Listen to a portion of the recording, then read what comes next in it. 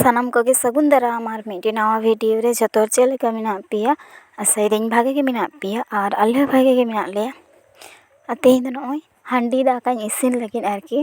नाडी देरी कते गिन इसिन दा माने तालार आर बार दिन मेना चेल लेका इसिनोग कना सो इसिनोग कना आरो पहिले बारिñ इसिन दा निंग दो बኝ इसिन किया बाबा आज बुडी गे इसिन किया किंतु ने दो रुवाग कना हिन होते ते आज गे मितिñ कना जाम गे इसिन में निया धा दो जहां लका गे हुयु माने इसिन माम गे माने बोंगा लगी कटी चुलुंग बेसी दो बኝ इसिन दा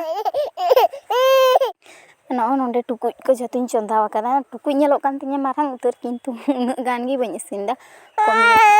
और पहिले बारिñ इसिन दा ना खान चेल लका हुयुग कान तिña ओना हुयुग कना काथा माने अकोय जुबिया उनी बुझे माने बेसी दो आरकी बोंगा चोडर लगी गे माने हांडी तो दोहय गे हुयुग से सकरात परब रे दो चे इन लिया बाबा और इंगे मेना लिña आज बुडी दो बेचारा रुवाग कनाय बाखान दो आज बुडी गे इसिन के जखोने रुवाय से आज बुडी आडी दिन धरे रुवाय बांखान दो भागे गे तहेना और निया धाले जतो एकला ती कमी हुयुग तिña जरी सकरात रे आज बुडी तहेलन खान भागे बार हर जोर जोर लिñ कमी किया किंतु बांग हुयुग जने निया धाव दो और चेन लिया निया धागे पहिले सा दो कटिñ बतर बतर गिñ बुझदा आरकी माने कुली कते हो बांग चे निजे तेगे माने चेक कोगे माने चेन लिया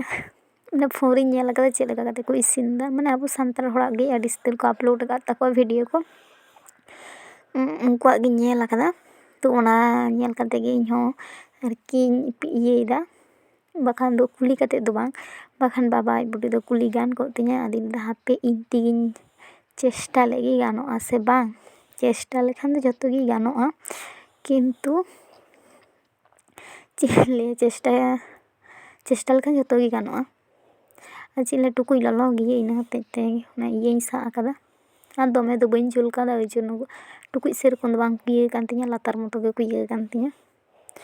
और नॉय नोंडे ओड़ा रे छि दाकाñ इये दा लाड़े होचोय लगी और रानुñ मेसावा नुआ को कमी दो आडी माने आरकी भजो गोटो कमी आडी घड़ी लाटे पेटे आडी स्तर माने दाका हुयुआ इये हुयुआ माने बहुत और बाबा पे नेले कना इña तायम रे खेल बाड़ाय दे कारण दो होच्छे बाबा बाबू दो बानुइया नितो दो बाजार से चलाव कना इन होते ते इन ठेन गे उनी हो कोयो बाड़ाñ कनाय और आज हुñ तुपो कदे बना हर गे तुपो सपा कना सकाल सकाल तेहिñ दो चिका दर किदा हानते उनी आगु और चलाव हुयुग कान तिña माने उनी दर बड़ा रेगी तहेने सारा दिन मिठेन तहे हर दो बांग कनाय तो एकदम हितो दो हानते नाते नो पे नेल दा नते ना रानू चेल लेका काटी काटी गे एकदम दमे काटी गे और जहां इन बाबा तको से ओना दे एकदम बड़ो बड़ो ढलाक लेका बोलते रसगोल्ला लेका बड़ो बड़ो गे नते ना दो काटी काटी गे और ओय ओनवा माखाव दा ओनो मतो गे भाले ठीक माखाव हुयुआ चिले दो बኝ बाड़ाया पहिले ये तो चेल लेका हुयुग कान तिña ना खान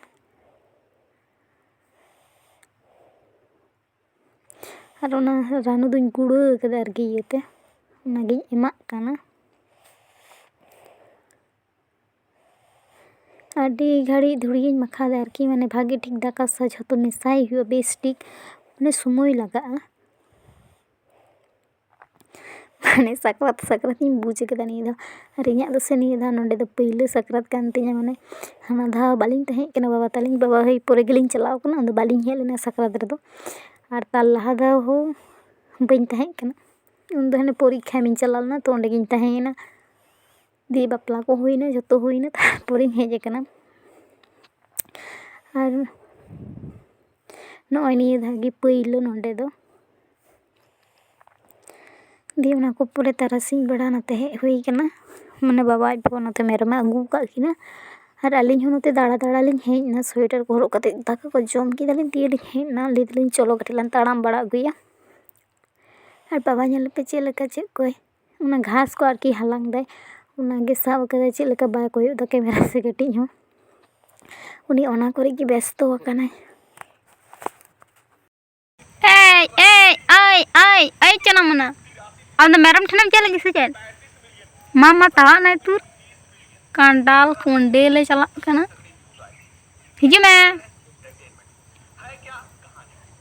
हिजू में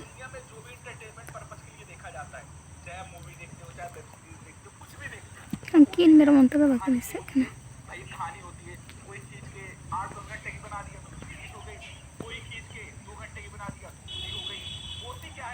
ऐसा ना हानते कोई में और अचूरो में होते पूजा लिकम दुड़ूब अकना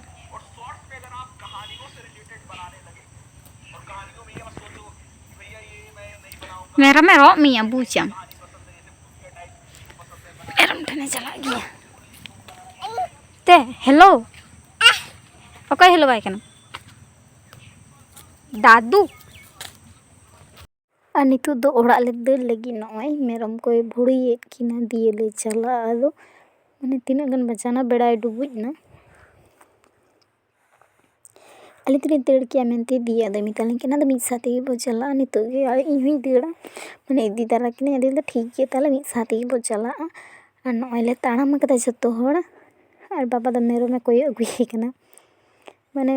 आए उनी हपन मेरम मिने सुनी दोमे कोई अगुई जखने दोन बड़ाय दोमे लांदाय रिमिल तीन चेहरा नेलोग कना एकदम अड्डी चेहरा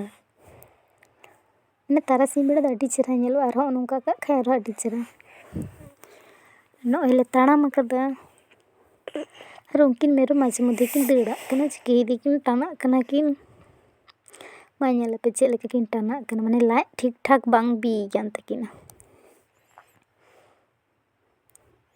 जम जम ती को चला कना आड़े रे तीना गान को नाम दा झतो को सिबोड़ दी एकदम